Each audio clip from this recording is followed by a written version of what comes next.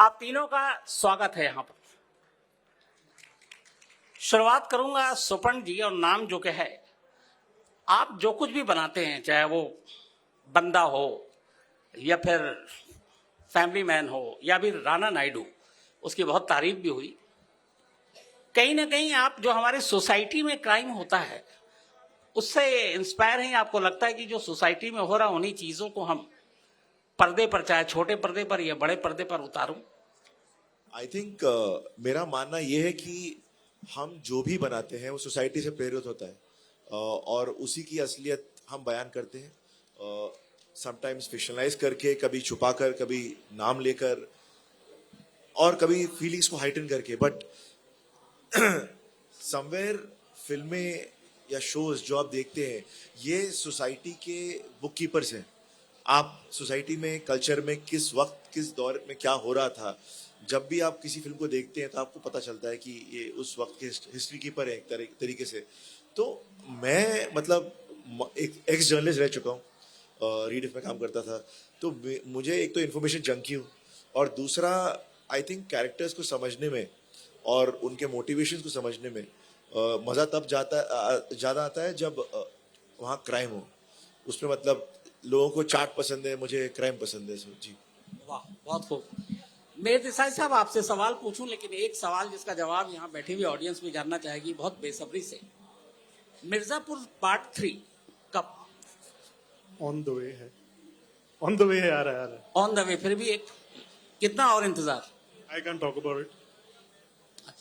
अगले साल पक्का। अगले साल पक्का। देखिए, इन्होंने राज खोला है। कृतिका, आपसे ये सवाल, बम्बई मेरी जान आपकी एक फिल्म है, उसकी तारीफ भी हुई अभी बहुत ज्यादा। अभी आपसे मेरी बात भी हो रही थी। आपने जो उसमें कैरेक्टर प्ले किया है, आप शायद एक्सेप्ट नहीं करेंगे या पता नहीं कर लें आप यहाँ पर, वो एक ट्रू कैरेक्टर है, और यहाँ पे क्राइम बात भी हो रही है, ट्रू कैरेक्टर से इंस्पायर्ड है। इंस्पायर्ड है। तो आपने, जब आपको मालूम था वो कैरेक्टर किसका था? मुझे कोई एक कैरेक्टर नहीं दिया गया था एज ए रेफरेंस। आप जानते ही हैं, हम बात भी कर रहे थे कि हुसैन जैदी साहब के काम, मतलब उनकी बुक्स पे बेस्ड है, उनकी स्टोरी है। तो उनकी लाइफ में, उनके करियर में वो इतने ऐसे लोगों से मिले हैं इस वर्ल्ड के, कि बहुत लोगों के काफ़ी शेड्स हैं उस कैरेक्टर में। नाम ओरिजिनल है कैरेक्टर का। मुझे जो दिया गया था वो थी एक बहुत ही मोटी स्क्रिप्ट, 10 एपिसोड की। उसके ऊपर 2 साल की रिसर्च ऑलरेडी हो चुकी थी, जो कि अगेन जैदी साहब के काम से, उनके रिपोर्टाज से निकली हुई कहानियाँ थी। तो मेरे लिए वो एक ओरिजिनल कैरेक्टर था।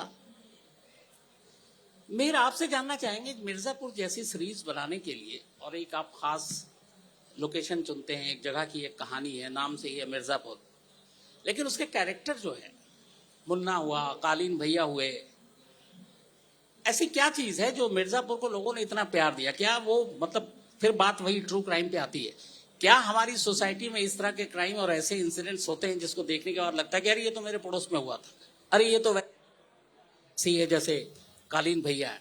तो ये मतलब कहाँ से उठाया आप? देखिए, पहली बात तो ये है कि मिर्जापुर के जो हमारे क्रिएटर और राइटर है पुनीत कृष्णा, वो उसी रीजन से आते हैं, तो वो काफी वाकिफ थे वहाँ के लोगों से। एक लहजा है जो वो लाए स्क्रिप्ट में। क्राइम की अगर बात करें तो for us while making Mirzapur, the crime and the violence was always a backdrop. Truly what Mirzapur is about is a father and son story. It's a story about two brothers. And I feel that is what connected people completely with Mirzapur. If the emotion did not land, I don't think it would work if it was just a show of violence. So beyond the crime, I do feel that the storytelling needs to have that power of emotions which will connect. And when you see Munna Bhaiya, there's a certain swag to him. So you might probably feel कि शायद मैं ऐसा हो सकता था.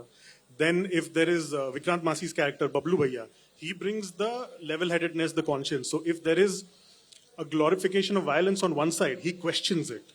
So all of that really makes Mirzapur what it is what I feel.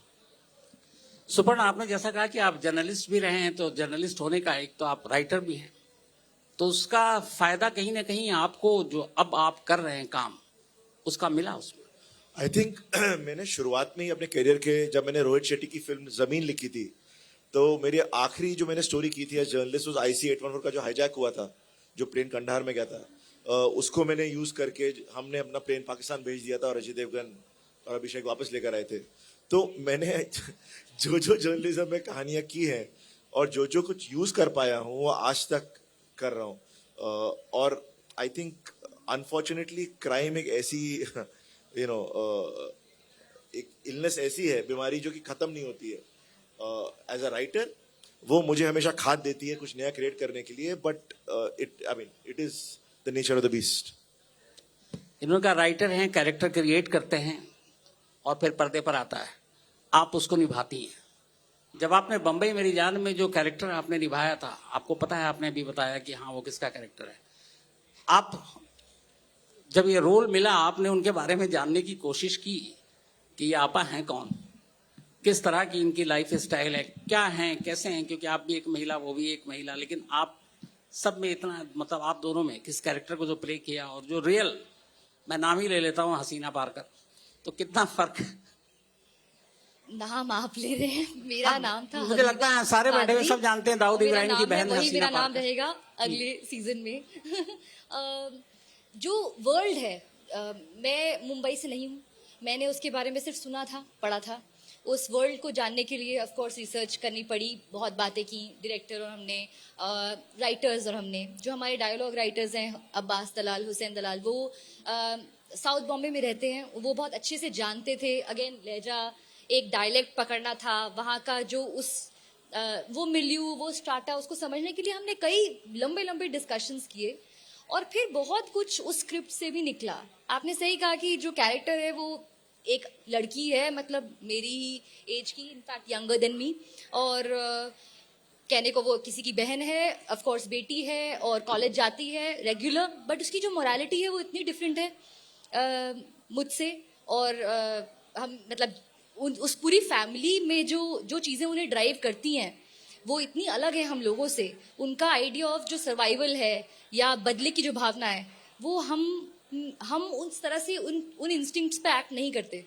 तो एक अपनी इमेजिनेशन को यूज करके और चीजें पढ़कर, लोगों से बात करके एक ऐसा हेड स्पेस बनाना पड़ा जहाँ पे जो मैं कर रही हूँ, मैं उसे एज अ कैरेक्टर जो मैं कर रही हूँ, मैं उसे खुद जज ना करूँ। ऑफ कोर्स, क्योंकि एज कृतिका तो आप जब देखेंगे किसी को कुछ गलत काम करते हुए, आप खुद कर रहे होंगे, आपका किरदार करेगा तो आपको पता है कि वो गलत है। आप अपनी मोरालिटी नहीं चेंज कर सकते, बट जब आप एक किरदार निभा रहे होते हैं, आपको कुछ वक्त के लिए उसको भूलना होता है, उसको अंडरस्टैंड करना होता है कि ये ऐसा क्यों कर रहे हैं ये लोग, ताकि आप कन्विंसिंगली उसे पोर्ट्रे कर सकें।